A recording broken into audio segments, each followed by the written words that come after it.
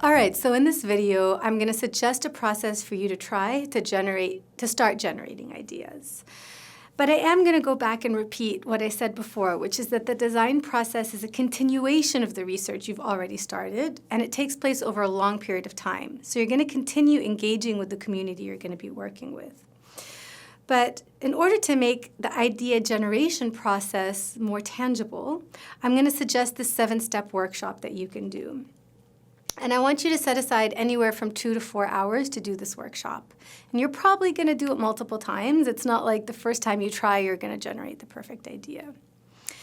It's best done in a team, so hopefully you can assemble a team from the people you've been talking to already and working within your community. If not, you can always just ask friends or colleagues or family members to help you out. You could try it alone, but you'll really be surprised about how the ideas you generate are going to differ when others are there to bounce ideas off of and build on each other's ideas. So try it out in a team setting. So the first step in the design workshop is to assemble a team. You want to try to assemble a team of people who have different ways of looking at things, right? In the last module, we talked about lived experience versus learned experience versus professional experience.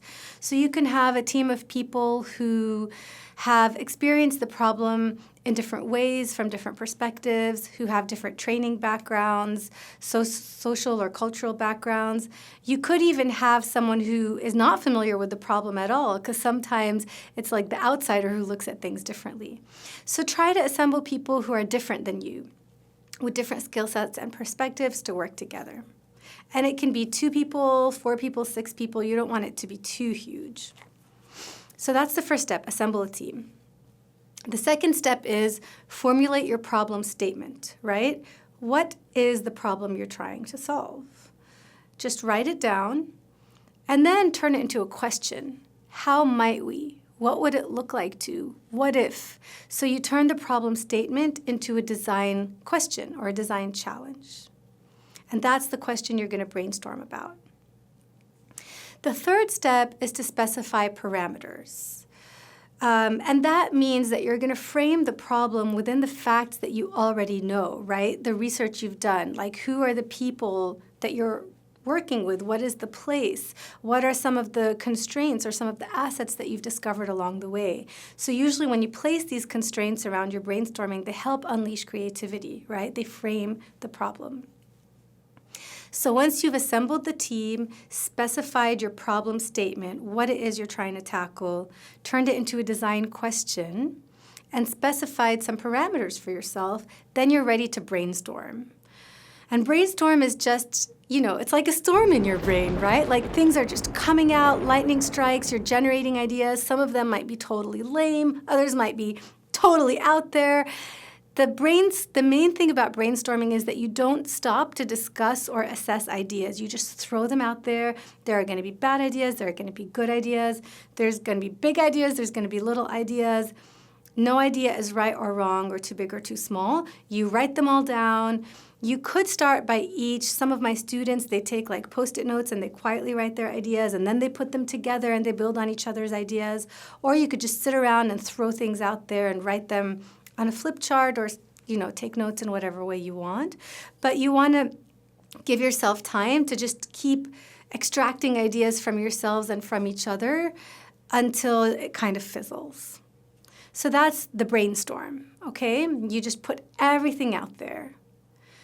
And then we'll go into selecting the top ideas. So try not to stop each other from coming up with ideas during the brainstorm. There's no saying no, but, or yes, but, or, just let it all come out and then you'll screen for them.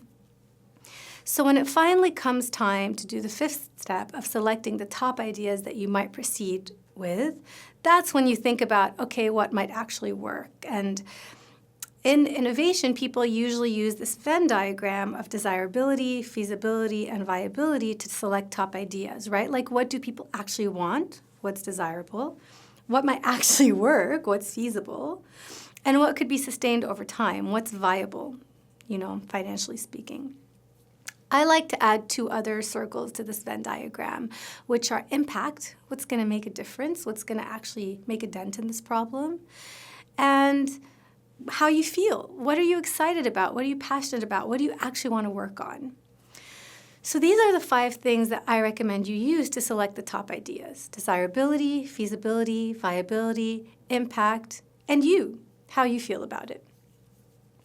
Then the 6th step, which you might have done already in the 3rd step when you specified your parameters, is to pinpoint your end user. Now, some people like to pinpoint the end user at the beginning, like who's my customer, who am I brainstorming around?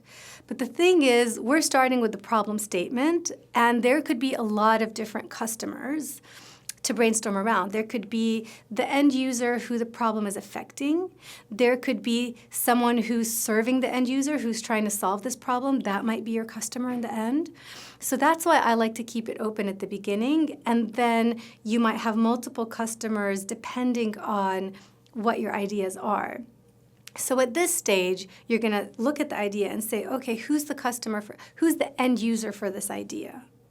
Who's going to engage with it and decide whether or not to use it, and whose life is it going to make better? It might be, if you have more than one idea, you might have more than one potential end users. And then you think about, okay, how am I going to go test it with those end users? So in order to do that, the 7th step is to create a prototype. And you might think when you hear the word prototype that you're going to actually make a physical mock-up of an object, which could be the case if your idea is an object.